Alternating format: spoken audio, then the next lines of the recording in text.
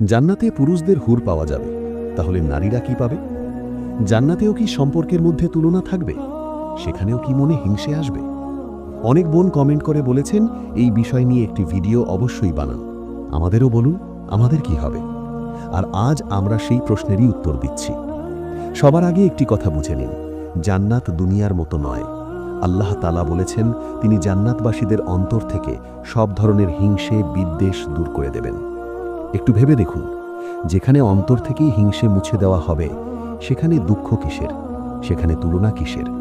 জান্নাত প্রতিযোগিতার জায়গা নয়, জান্নাত পূর্ণ শান্তির জায়গা। সেখানে প্রত্যেক মানুষ তার অন্তর যা চাইবে তাই পাবে, বরং তার থেকেও উত্তম কিছু পাবে।